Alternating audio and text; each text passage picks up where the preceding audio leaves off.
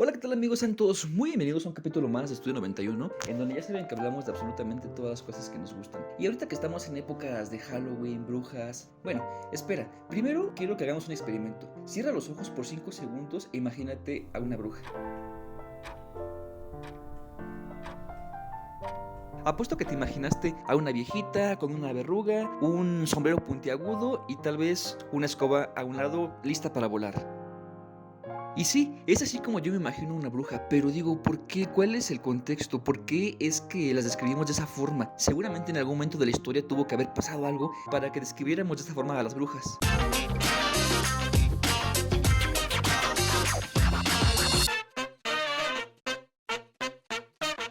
A ver, pero yo creo que estamos ante uno de los casos más prolongados de injusticia, de clara injusticia diría yo, a lo largo de la historia, por muchísimos factores que se dieron para llegar a lo que hoy conocemos como brujas, historias de terror y asociarlo a algo negativo completamente.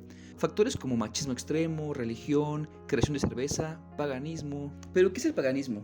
El paganismo es toda adoración a aquellos dioses que salen del cristianismo, del judaísmo o del islam, como por ejemplo Huitzilopochtli, Quetzalcóatl o Tezcatlipoca. Es que a la llegada de los españoles, la veneración a todos aquellos dioses se convirtió en prácticas paganas. Pero bueno, no me desvío del tema y continuamos. Y si digo paganismo porque antes de la fe cristiana existía el culto a otros dioses, como ya les mencioné. Pero bueno, ya saben, la típica de ahora mi religión es la correcta, la tuya está mal, la tuya es del infierno o es del diablo y por lo tanto tienes que venerar la mía. Ya saben, son cosas que pasaron en la Inquisición en muchos países del mundo, pero también lo digo sin atacar a la iglesia cristiana, solamente las cosas como son y así es lo que dice la historia.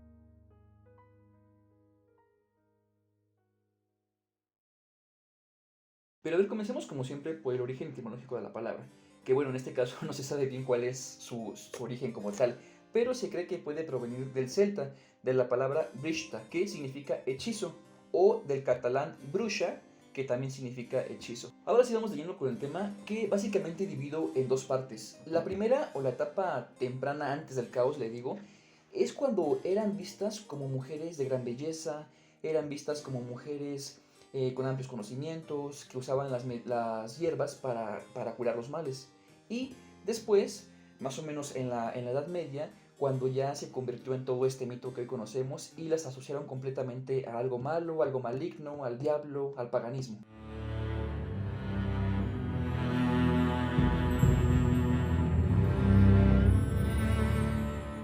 Primero empecemos por la etapa temprana, antes de que hubiera todo este relajo, porque se mencionan las brujas o hechiceras en varios textos y en varias mitologías. Por ejemplo, dentro de la cultura celta eran vistas precisamente como eso que les acabo de decir, mujeres muy bellas, de amplia inteligencia y que ayudaban a curar los males mediante hierbas, pócimas, pero en este caso con un fin medicinal.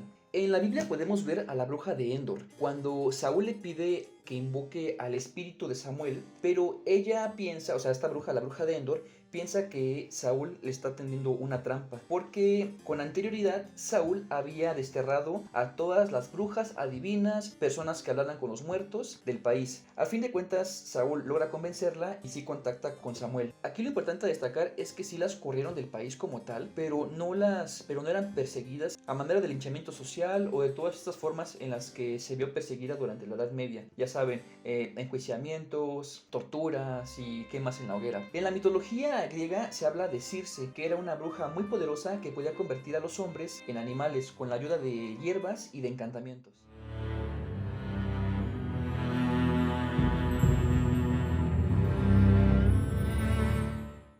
De la Edad Media es cuando ya empezaron a cambiar las cosas. Y es aquí en donde pierden todos esos atributos que le daban antes y las relacionan con el mal completamente. En gran parte por la llegada de la imprenta. Pues con la llegada de este nuevo avance tecnológico, las noticias, hasta los chismes o cualquier cosa se podía replicar muy pero muy fácilmente y de esta forma llegaba a muchas más personas todo este tipo de información, ya sea cierta o sea falsa, daba igual. Además recordemos que durante esta etapa de la Edad Media la religión era la única respuesta a todo y Dios era la única respuesta a cualquier pregunta, a cualquier incógnita, ya sea naturaleza, enfermedad, muerte, todo lo relacionado a la vida era atribuido siempre a Dios o a una figura divina.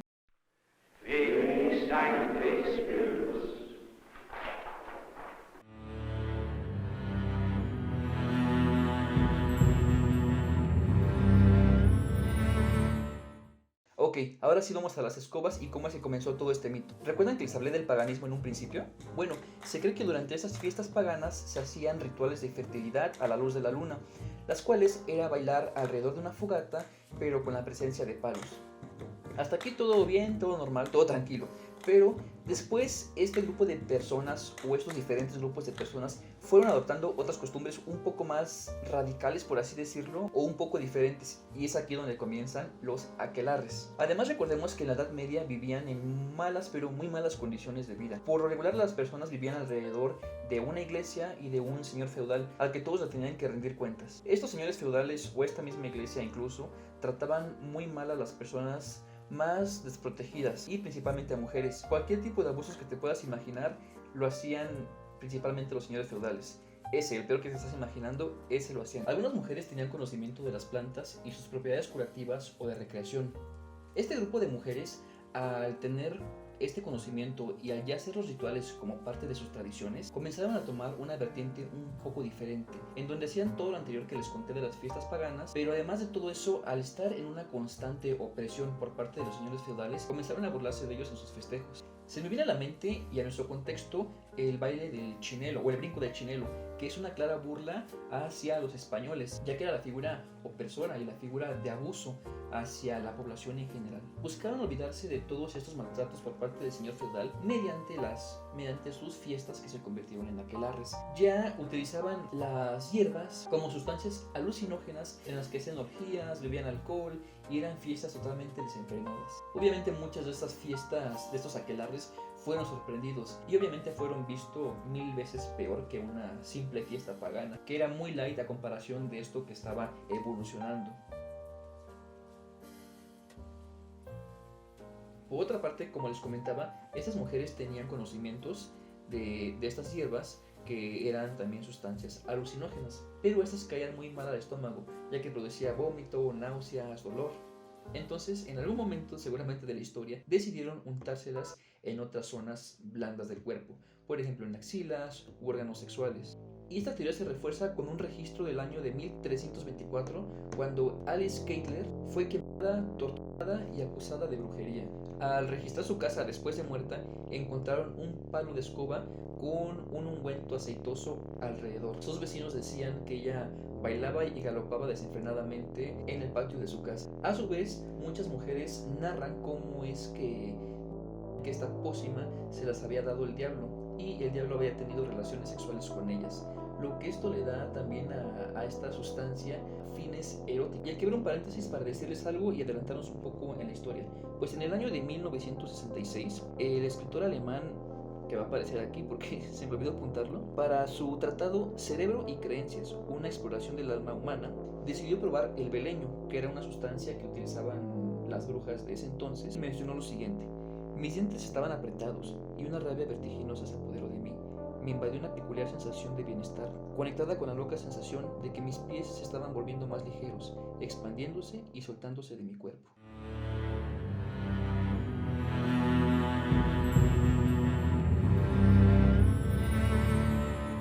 Ahora vamos a la parte de cerveza. Pues en el siglo XIV y XV las mujeres eran las encargadas de elaborar esta bebida, ya que no habían muchas fuentes de agua potable en ese entonces. Pero cuando les sobraba cerveza, se las vendían a sus vecinos o amigos. Cada vez las empezaron a hacer en calderos más grandes para poder comercializarlas. Y comenzaron poniendo escobas en la entrada de su casa. De esta forma ya sus amigos o vecinos sabían que había cerveza disponible para poder comprar. Poco a poco fue expandiéndose un poco más el negocio y se fue haciendo más atractivo. Entonces comenzaron a venderlas en los mercados. ¿De qué forma? Se ponían un sombrero puntiagudo, digámosle que era como el uniforme de las mujeres que vendían cerveza. Así como nos podemos imaginar, no sé, tal vez el traje del lechero de los años 50, 60, que era el gorrito y su traje blanco. Bueno, pues ellas también tenían su uniforme. Otro elemento que viene aquí son los gatos, pues para hacer grandes cantidades de cerveza se necesita tener mucho grano almacenado. Esto traía consigo ratones y roedores. La mejor manera para evitar o para ahuyentarlos eran los gatos. Entonces aquí vemos cómo ya varias cositas se van uniendo, desde calderos, gatos y escobas. Pero guarda, que aquí la cosa todavía no termina con la cerveza. Entonces estas mujeres se estaban convirtiendo en personas autosuficientes que se podían valer por sí mismas. Esto es un duro golpe para la época, porque si ahorita el machismo está mal, el machismo en la época medieval era algo dimensionado 1000 veces a como lo conocemos hoy en día. Y aquí viene algo realmente triste, porque en el año de 1437 sale a la luz un libro que se llama Malleus Maleficarum.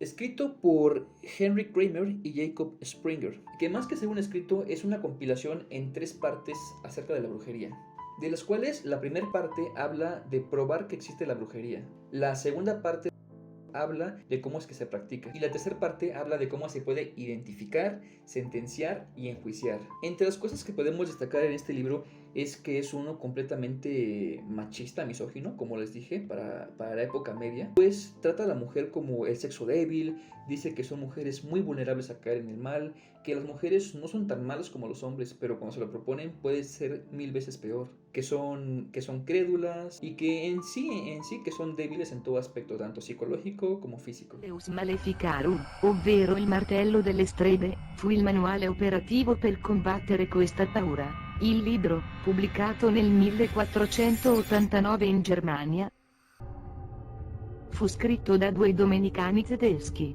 Jacob Sprenger e Henry Kramer, su incarico diretto del Papa Innocenzo VII.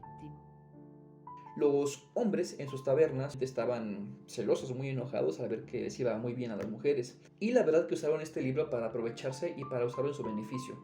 Pues decían que en sus calderos hacían pócimas mágicas, que robaban niños, que algunas mujeres tenían lepra, que usaban a los gatos negros para hacer conjuros y hechicería. Se aprovechaban en sí de cualquier cosa que viniera en este libro para poder aplicarlo.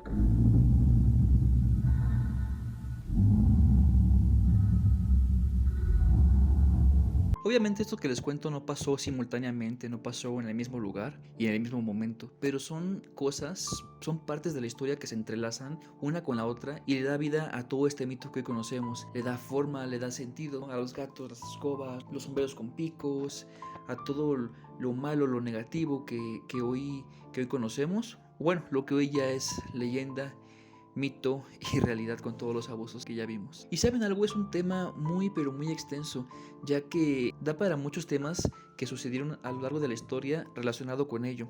Por ejemplo, pudimos haber hablado de Martín Lutero y las reformas protestantes, o tal vez de las brujas de Salem, que es un tema muy interesante, pero es tan largo que necesita un video por sí mismo. Pudimos también haber hablado de Longo, por el cual se cree que hubo todo ese problema en Salem, y así hay 1000 historias. Pero cuéntame, ¿conoces alguna otra historia acerca de brujas? ¿Alguna otra leyenda? ¿U otra hipótesis del porqué de su vestimenta y cómo las relacionamos? Me lo puedes dejar abajo en los comentarios. Muchas gracias por ver este video. No olvides suscribirte, darle like y si no es mucho pedir, compartirlo con tus amigos. Que estés muy bien. Bye.